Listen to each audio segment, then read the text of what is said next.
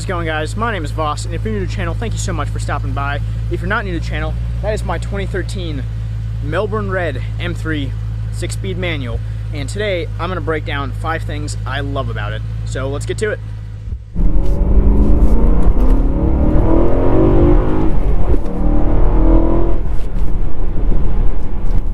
I hope you guys are doing well.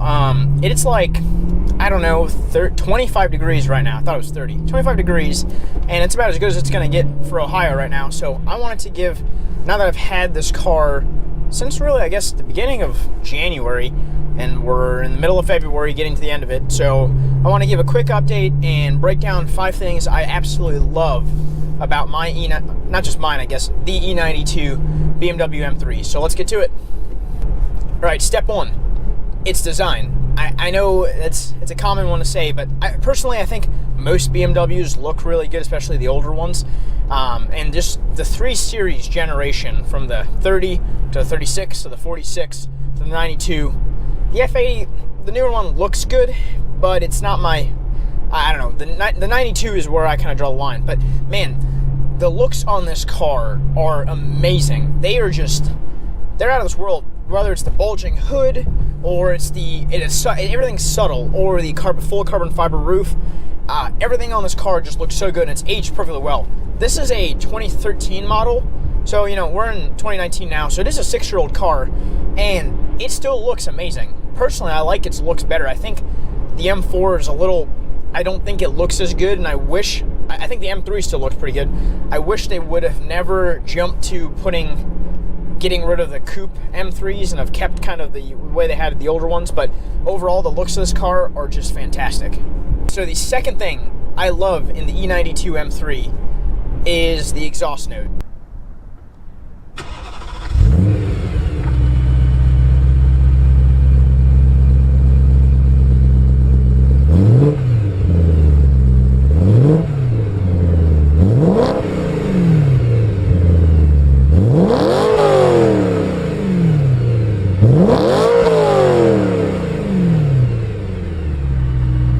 And the V8. So this was, I guess if you take out one of the specialty ones, this was really the only M3 that was mass produced with a naturally aspirated V8. The one before this had a straight 6, and the one after this had a 6-cylinder as well. So this was the only M3 it's kind of the devil child M3. It was the only one they fitted in there with a 4-liter naturally aspirated V8. It put out approximately 414 horsepower and 298 foot-pounds of torque. And I know what you're thinking. We're in 2019. 300 foot-pounds of torque is not all that impressive. But the thing with this car is, so I used to have a 335i, and stock numbers, I think it was like 300 foot-pounds of torque, 300 horsepower. So way less horsepower, but it actually had just a little more torque than an M3. And with a JB4 or an Axis port or a tune, or really just about anything, you could get a 335i to be a lot faster than an M3. However, for me, it was just getting to the point where 335i didn't feel as good at the upper speeds. Not flimsy, I guess. It didn't feel cheap, but it didn't feel like an M car to me. And I had a 335i M Sport, and I felt like when I had it, was just like, it's the same thing. I don't need an M3. It's never going to be the same. Or it's never going to matter. They're about the same car. I can have more power. As I've kind of gotten a little older here, I've really grown to appreciate, I guess, the naturally aspirated V8 and the 6-speed transmission, which gives away the next thing I love about this. And really, that combination, rear-wheel drive, naturally aspirated V8, 6-speed manual transmission, just makes this car such a good driving experience that I don't know, it's hard to beat. For me, I've driven so many different cars now, and if I had to sum up a good daily driver, I guess this isn't the best daily, but it is my daily, and I'm in Ohio. And with proper winter tires, this thing's been fantastic. I've had no issues with it yet. And really, for me, this is driving perfection. It's the right amount of power. It's fun for the streets. It's not super flashy. Like, car guys know what it is, but most people don't really know the difference between this and a regular 3 Series. So you don't really gain a lot of attention. I mean, mine being Melbourne Red, I do get a little more attention than if you had a different color. But, I mean, you don't gain a lot of attention. And it's just fun, and it sounds just so good. I mean, This V8 is just...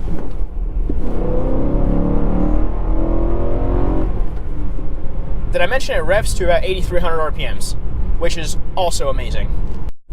All right, number 3, and I kind of already jumped into this a little bit, but it's the 6-speed manual transmission.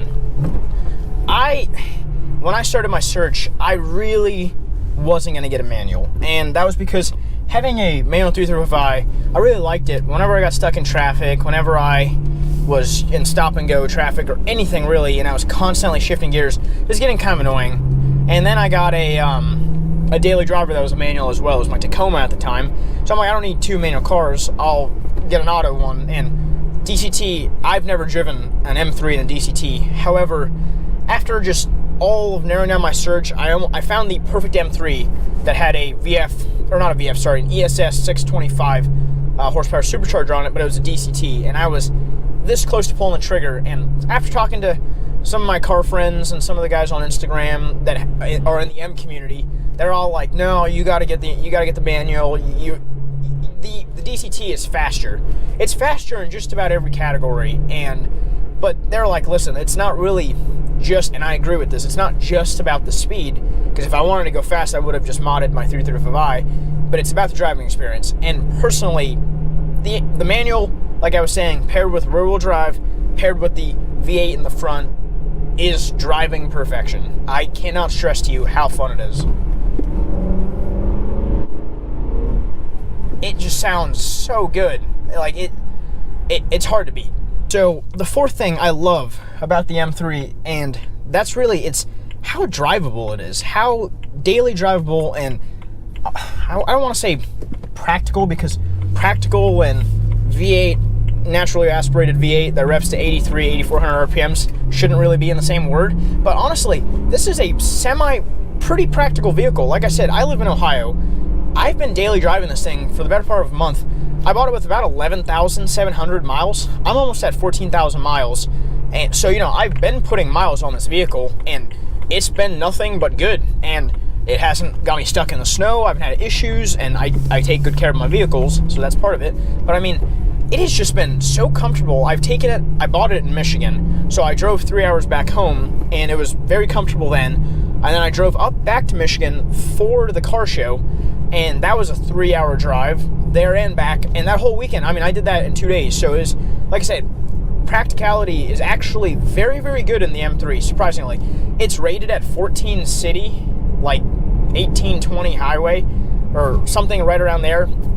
And I've been driving, I drive it spiritedly when I need to, but if I'm just commuting or going to work, I don't really push on it too hard.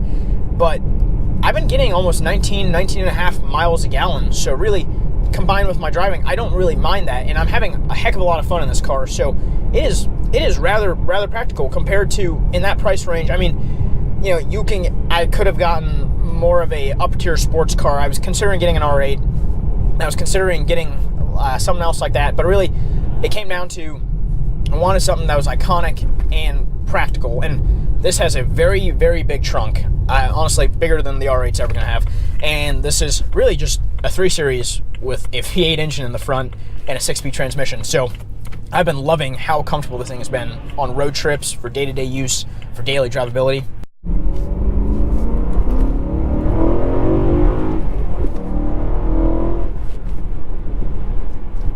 It's a lot of fun. That does not get old. But the last thing I want to say that I just love about this car is, this is a personal thing for me, and you might be this way too, and I kind of brought it up earlier as well, but I don't like to be flashy when I go around, and ironically, I drive a red car, so not much room to speak, but I just like how subtle the M3 presents itself. They didn't really overdo it with M badges. There's one on the steering wheel, there's one on the side as soon as you open the door, there's one in the on the side, which I love actually, by the way, and then there's one in the back. And really, other than that, they didn't overdo this car with M badges, and it doesn't scream in your, it's not just up in your face with just a bunch of badges. When I got the car, it had a bunch that were stupid, so I got rid of them. But for me, I like things that are kind of subtle, lower profile, that draw less attention to yourself. And this car, most people don't know that it's got a V8 hidden in it. And you got to either be a car guy or a BMW enthusiast, or you just like, it's not always obvious, you know. And the bulging hood kind of helps, but for me, I just love how subtle this vehicle is, and most people don't know the difference between this and like a $5,000 325 or 328. So that is one of my favorite features about the M3.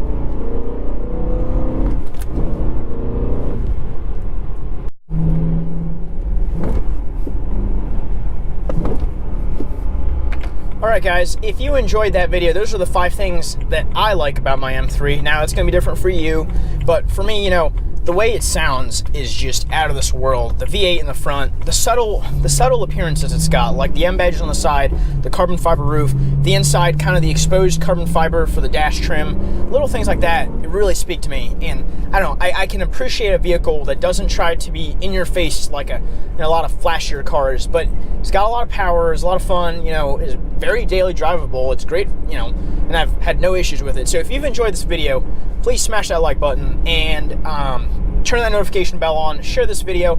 If you know anyone or you're personally interested in an M3, get an E92. It's gonna, you know, depreciation's coming along nicely on those vehicles. A lot of them are actually holding their value, but you can get a higher mile one for a little less money than, you know, it's such a good car. I mean, it's not that much more expensive than really a lot of new cars nowadays. And I think the average car costs $35,000. Average new car in America costs right around $34,000, $35,000. You can get a very good M3 for that price, and it has just been fantastic.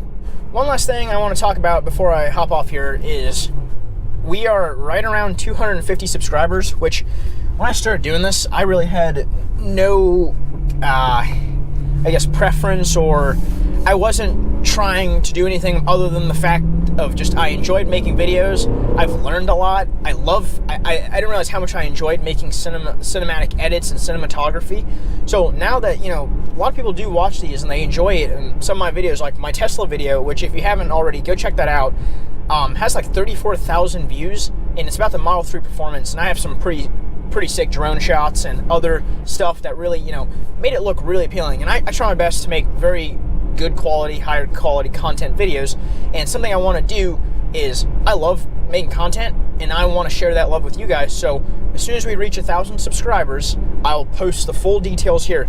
I'll be giving away a GoPro Hero 7. Personally, the GoPro Hero 7 is my go-to for quick videos, for in-car. So I'm actually recording this entire video minus the intro on my GoPro Hero 7, and it's stabilization, it's everything. You can do it with hand. I have a lapel mic, which they're very inexpensive, but the audio that comes out of it is pretty good. I will post a full GoPro review. I've been using it for the better part of the past 6 months, and before I give you advice on if it's worth it or not, which it is, by the way, I wanted to kind of test it myself. So I like it so much, I'm going to give one away, and I will put an official giveaway together, but here's how you can win. First, follow me on YouTube. It's simple, you know, subscribe. It's free, it's not going to cost you anything. This entire giveaway is going to be free. And step 2, go follow me on Instagram, VASK614. That's where you'll see the things I do before they go on YouTube and upcoming sneak peeks and people I meet. I've got some cool collaborations that some I've already done, some are planned and on the way. So you're going to be seeing a lot of awesome content for 2019. And then, last thing, tag 3 friends in the Instagram post when it goes up. I don't know when that is, but as soon as we hit 1,000, I will, somewhere around hitting 1,000 subscribers within a week or 2, I will close the giveaway off. And one lucky subscriber, and you have to meet all 3 of those categories. Follow me on Instagram, subscribe to my YouTube channel, and tag 3 friends in the Instagram post, will win a GoPro Hero 7, no strings attached. So, thank you for watching, and I will see you later.